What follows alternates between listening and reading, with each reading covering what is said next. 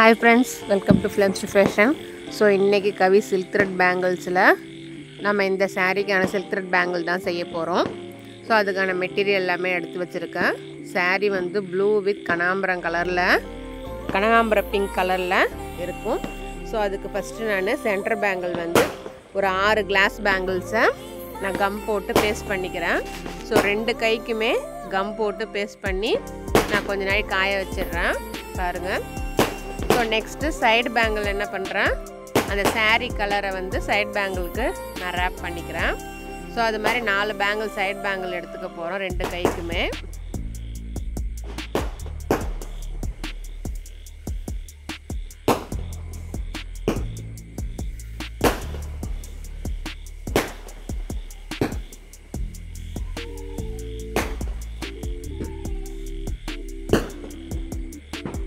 So இப்போ இது மாதிரி ப்ளூ கலர் ரேப் பண்ணி நம்ம 4 பேங்கிளுமே ரெடி பண்ணிட்டோம்.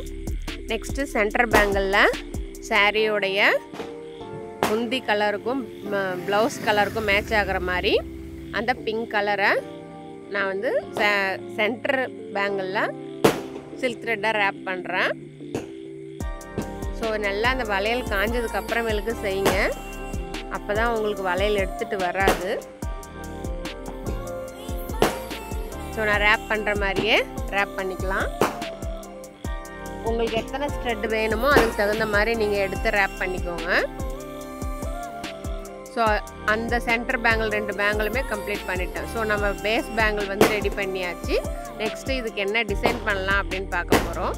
ஸோ இப்போ நான் என்ன பண்ணுறேன், சைடு பேங்கிளில் 3 ஒயிட் கலர், ஏன்னா சாரீ வந்து ஜரி த்ரெட்டு ஃபுல்லாகவே இருக்கிறதுனால 3 வந்து ஒயிட் கலரில் பேஸ்ட் பண்ணிவிட்டு மற்ற எல்லா ஃப்ளவர்ஸுமே அந்த கனகாம்பரம் கலருக்கு மேட்ச் ஆகிற மாதிரி நான் பேஸ்ட் பண்ணுறேன்.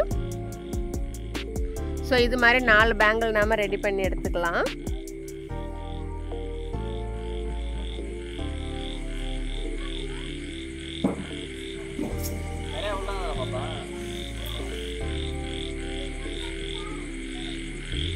ஸோ இப்போ நம்ம கார்னர் பேங்கிள் ரெடி ஆகிடுச்சு.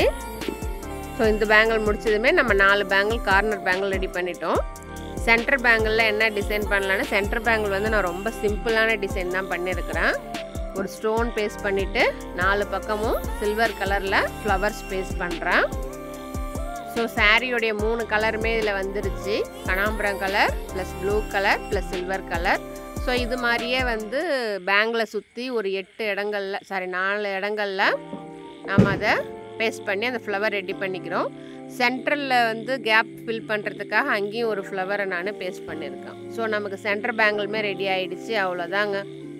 நான் சொல்லும்போது உங்களுக்கு ஈஸியாக இருக்கும், பட் நீங்கள் செய்யும்போது தான் அந்த டிசைனை எப்படி ப்ரிப்பேர் பண்ணுறது, அந்த ரேப் பண்ணும்போது நிறைய டவுட்ஸ் வரும், நிறைய தெரியும்.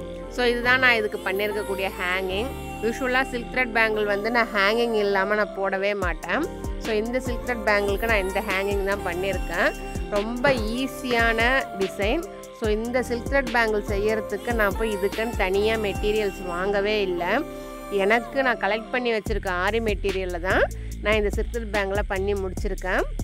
இதைத்தான் நாளைக்கு நான் தீபாவளிக்கு போட்டுக்க போகிறேன். ஸோ என்னுடைய க்ரியேட்டிவிட்டி எப்படி இருந்ததுன்னு எனக்கு சொல்லுங்கள். நீங்களும் இது மாதிரியான டிசைன்ஸ் ட்ரை பண்ணி பாருங்கள். ரொம்பவும் ஈஸியான டிசைன் தான். ஸோ ரேப் பண்ணுறது, கலர் செலக்ட் பண்ணுறது ப்ளஸ் அதுக்கான மெட்டீரியல் செலக்ட் பண்ணுறது மட்டும்தான் எனக்கு டைம் ஆச்சு. ஸோ என்னோடய க்ரியேட்டிவிட்டியை பற்றி எனக்கு கமெண்ட் பண்ணுங்கள். தேங்க்ஸ் ஃபார் வாட்சிங்.